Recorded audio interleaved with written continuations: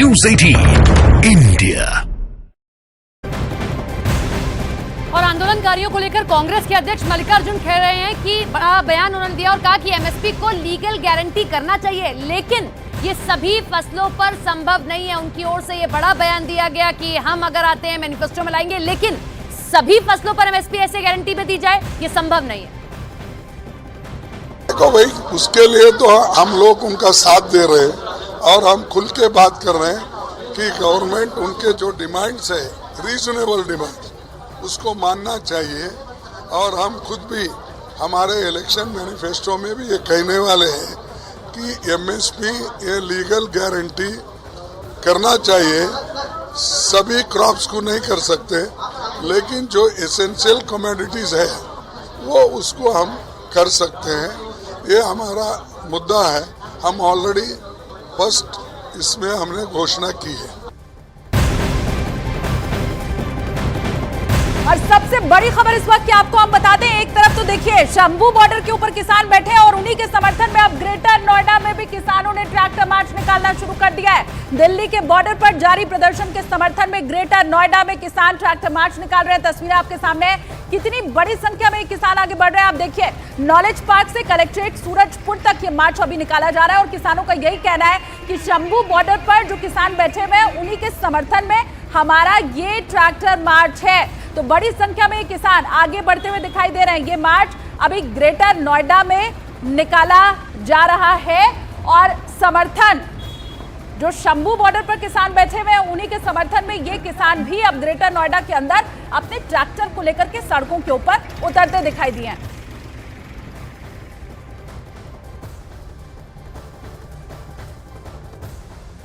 और दो सहयोगी न्यूज़ 18 इंडिया के इस वक्त जुड़ रहे हैं। शंभू बॉर्डर पर तो मानव मौजूद ही है, लेकिन हिमांशु को भी इस वक्त आप देख पा रहे होंगे, ये जो ग्रेटर नोएडा में अभी अभी मार्च निकाला जा रहा है। हिमांशु वैसे ही ट्रैक्टर के ऊपर बैठे हुए हैं, कहां तक पहुंच चुका है ये मार्च हिमांशु?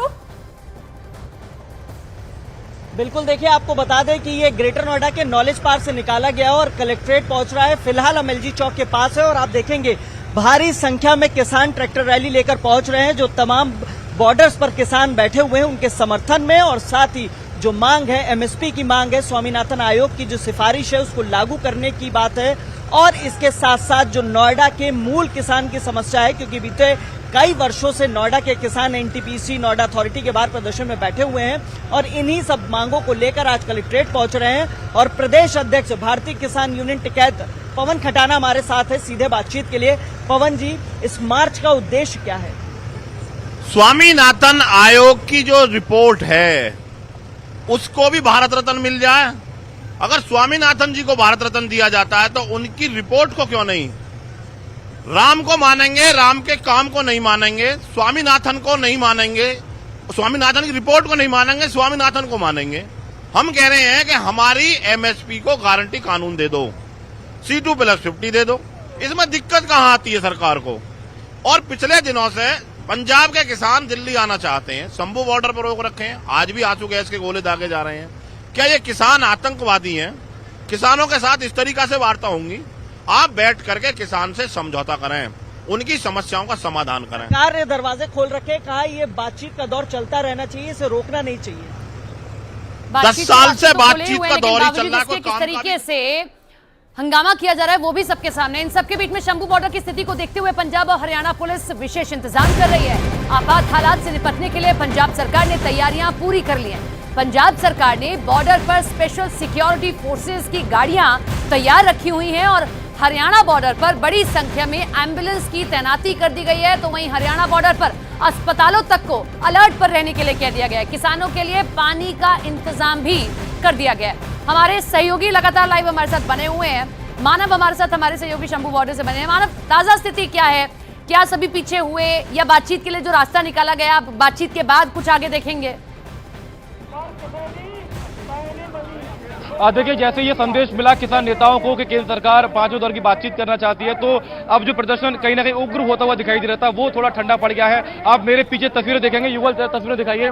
जो युवा हैं, जो किसान हैं, जो प्रदर्शन में आज शामिल होने आए थे दिल्ली कूच के लिए, वो यहाँ से वापस जाते हुए दिखाई दे रहे हैं। यानी जो बातचीत का रास्ता है उस पर किसान नेता आगे बढ़ते हुए दिखाई दे रहे हैं। तो उसी के साथ साथ जो दिल्ली कूच की कॉल थी वो अभी एक तरीके से होल्ड पर और स्टैंड बाई पर रखी गई है। पीछे आप देखेंगे जो मंच है वहां से लगातार ये अपील यहां पर की जा रही है कि अभी आपको संयम बरतना है, क्योंकि आपके जो जत्थेदार हैं, आपके जो प्रधान है, आपके जो किसान नेता है, वो सरकार से बातचीत करने जाएंगे।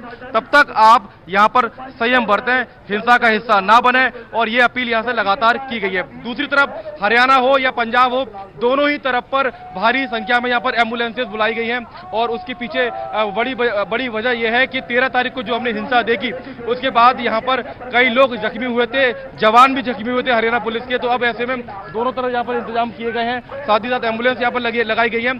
हरियाणा पुलिस को कल थोड़ी सी फटकार लगी है, और जो मुख्य सचिव है पंजाब के, माफ कीजिएगा, पंजाब पुलिस को कल एक फटकार लगी है, और मुख्य सचिव से भी उनको भी एक तरीके से निर्देश दिए गए हैं आपके गृह मंत्रालय की तरफ से कि आपके राज्य में जो कुछ हो रहा है आप उसको संभालिए, क्योंकि ये माहौल बिगड़ सकता है। तो ये अपील यहाँ पर की गई है सरकार से। दूसरी तरफ हाईकोर्ट की तरफ से भी एक संदेश कल आया था कि ये सब कुछ सड़क पर क्या हो रहा है, लेकिन इसके बीच किसान ये कहता है कि इसकी वजह हम नहीं है, इसकी वजह हरियाणा पुलिस है, क्योंकि उन्होंने रास्ता रोका है, हमें तो दिल्ली जाना है। तो किसान दिल्ली जाने पर आमादा था, लेकिन इस बीच अभी किसान नेता बैठे हुए हैं पंजाब पुलिस के अधिकारियों के साथ, क्योंकि एक समय तय होना है, बैठक का समय तय होना है, चंडीगढ़ में बैठक होगी और उसको लेकर आगे क्या होना है।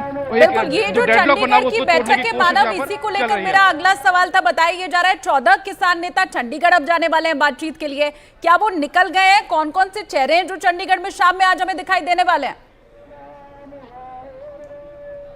देखिए, हर बैठक में जो किसानों का प्रतिनिधित्व करते हैं उनकी संख्या ऊपर नीचे होती है। जो तीसरी बैठक थी उसमें 19 किसान नेता थे, चौथी बैठक में सिर्फ 14 ही किसान नेता गए थे। करीब 60 से ज्यादा संगठन है, 200 से ज्यादा संगठनों का समर्थन इन दो मोर्चाओं को मिला हुआ है। ये दो मोर्चे हैं, संयुक्त किसान मोर्चा गैर राजनीतिक और किसान मजदूर मोर्चा, जो इस पूरे आंदोलन की अगुवाई कर रहे हैं। पंडेर और डड्लेवाल इसके नेता है। फिलहाल उनकी बैठक हो रही है पुलिस के साथ, क्योंकि पंजाब पुलिस इसमें तीसरी पार्टी है जो केंद्र सरकार का मैसेज लेकर किसानों के पास यहाँ पर पहुंची थी। किसानों ने कहा कि हम आपकी बात कैसे माने, तो बाकायदा एक ट्वीट कृषि मंत्री से कराया गया, वो ट्वीट किसानों को यहाँ पर दिखाया गया, क्योंकि किसान आज अड़े हुए थे दिल्ली कूच पर। उसके बाद किसान नेता यहाँ पर माने हैं। अब समय तय हो रहा है, बैठक कब होनी है चंडीगढ़ में, ये समय भी बहुत जल्दी इसका ऐलान हो जाएगा, और बैठक के ऐलान के बाद यहाँ पर मामला पूरी तरीके से शांतिपूर्ण दिखाई दे रहा है। ठीक है, मतलब इस बैठक के ऐलान का ही शायद इंतजार था, क्योंकि ये किसान बार बार कह रहे थे कि ऑफिशियली तो हमें किसी तरह का कोई निमंत्रण मिला नहीं है। अब इसके अलावा ये भी आप बताइए मानव कि वो जो बड़ी बड़ी मशीनें पहुंचने का सिलसिला जारी हो गया था, वो तो एक तरह से जंग की तैयारी मालूम पड़ रही थी, उसे भी क्या थामा गया है? देखिए, आज सुबह ही जब ये खबर बहुत बड़ी हो गई कि बड़ी बड़ी प्रोक्लिन मशीनें लाई गई हैं, जेसीबी मशीनें लाई गई हैं, तो उसके बाद किसान नेताओं ने खुद ही ये कह दिया कि मशीन हम जरूर लेके आए, लेकिन हम इन्हें आगे लेकर नहीं जाएंगे। और खुद पंडेर और डल्लेवाल ने ये बात कही थी।